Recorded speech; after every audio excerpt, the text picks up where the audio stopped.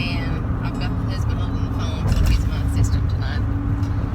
Well, we're on our way. We got a call tonight about I'm going to assume abandoned squirrels. They didn't give us the full story on how they got them, and we don't usually go and get them, but in cases like this where they don't have a vehicle and they're unable to travel an hour, which is almost what they are, about 45 minutes to an hour, depending on where they're at in the next county. But they are willing to meet us halfway through a family member, so we're going to go meet them, get these two babies. Not sure how old they are, not sure what condition they're in, not sure really about anything other than they need to be in our facility, in our care, as quickly as possible. So that's where we're headed, and we'll see you when we get there. Okay guys, we have picked up the babies. They brought them to us. The good thing about these people is they did know a nice emergency trick. You open that up there. You open up a water bottle and you put it in the microwave and you heat it up. Not boiling, but good and warm. And that's a good heating pad until you can get them to a facility where they need to be rehabbed, because keeping their body temperature regulated is one of the top priorities. Now we've got them, and they are tiny. Let's see what they look like. We've got them in our little pouch. They are tiny babies. And they were found, we got the backstory on them. They were found because these people are in the logging business. So they were logging, and assuming they probably cut a tree down and the nest was in it. And of course mom scattered, and these are the babies. We have a boy, and what is that one? A boy and a girl. We have a boy and a girl. They're about 2 weeks old is what they look like. So they're a week behind what we already have. And they look a little dehydrated. Not bad. She's like, I'm staying. Don't want to go back in there. Okay, so we're going to put it back in there on the heating pad, bundle them real up on our way home back to the facility, and we'll get them put in with the other ones and probably rehydrated with some Pedialyte. Get them started. Let's head back. Hey guys, it's Beth here from Mountain View Wildlife, and I have tried a couple times to do an update on these babies, and I never could get the timing right. Had a bunch of stuff going on. It gets crazy usually around baby season, so I wanted to do an update on the two new ones. Our followers have donned them Luke and Leia because they are snugglers. If you've seen the intake photo, it was too precious on Facebook, Mountain View Wildlife Rehabilitation. But we wanted to do an update on these two babies. They've had a little bit of a rough start, simply because we have had to spend the last 2.5 days completely restarting their system. Now that means Luke and Leia, not Layla, Leia. That means that we have had for the past 5 feedings feed them nothing but warm and flavored Pedialyte. Now what this does is, when people find them through no fault of their own, it's the nurturing instinct to get something and feed it. That's human nature. I mean, thank God they care enough to even get it, because otherwise the babies would die. Nature would take its course. However, we strongly advise against that, because even though that is done with the best intentions, absolutely the best intentions. You see something, it's a baby, oh, I gotta get it and I gotta take care of it.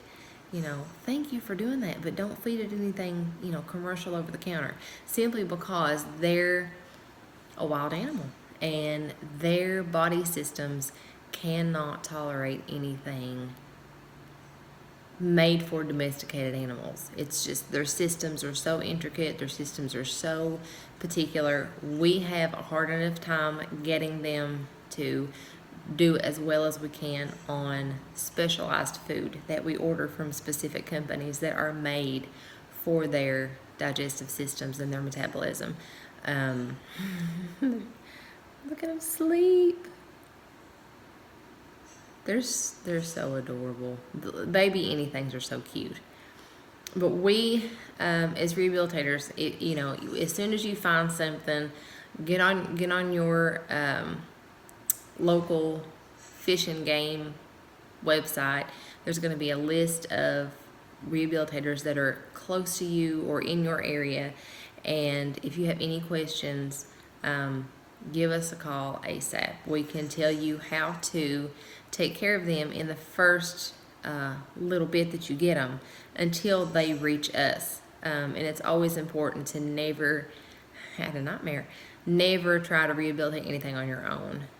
We've had the training, we've had the labs, we've had other rehabilitators come in, and we have spent many hours to be able to do what we do. And we have a permit, because if you don't have that, then it's illegal to have anything. So don't get in trouble. Don't get yourself caught with anything wild, because that will end up with confiscation of the animal, potentially euthanasia of the animal, and a really hefty fine, monetary, on your part. Don't do that. Don't get in trouble.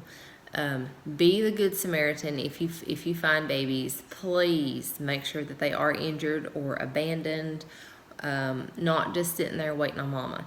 Now, if they're in a dangerous situation, like if they're in the middle of the road, you want to kind of scoot them off to the side, but handle them as little as possible, and always call the proper people to help you. We love to help people, and we're very thankful that people want to do this, that they have the heart enough to pick them up. We always want to give big hugs to people that when you find a baby and it is injured and abandoned, you get that sucker help just as quickly as you can. So kudos to those people. But like I said, please don't feed anything that you're not sure about. When we restarted these systems, we basically had to completely flush everything that they had ingested when they came in, which it's having a dream. When they came in, their bellies were a little big, which means they were a little bloated, kind of compacted a little, and their poop was very runny and it was very black, which is not what we want to see. We want to see a little tiny formed soft pellets, and we want to see them in a yellow mustard color, because that's normal. That's a good thing. So when they came in and we saw that, we knew we had to restart their system entirely. So for the last 5 feedings, we have fed them nothing but unflavored Pedialyte, no milk replacer whatsoever, because we had to essentially make sure they were hydrated, had the proper electrolytes, and were able to flush out their intestines and their digestive system, so that we could begin with the proper milk replacer and get them on the right track to getting on a good diet. I'm trying to get them closer here. Get them on a good diet, get their guts used to what they're supposed to have, get the nutrients that their little body needed, and start them as being as healthy as they can be, and give them as good a chance as we can with the right things that they're supposed to have. So here is Luke and Layla's update. We wanted to make sure we kept everybody aware. These are the ones that we met out. The people called us. from about an hour away. They're not very big. They're tiny babies, and I'm keeping them in my hand so I can keep them warm, okay, because they don't have a whole lot of hair and they can't regulate their body temperature. So I'm just kind of snuggling them up in my hand so they stay warm. Snuggle game is strong with these two.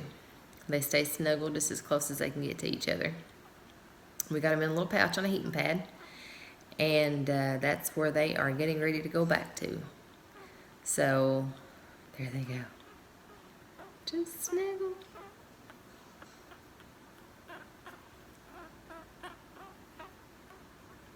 They're doing their little whines, their little grunts, baby grunts.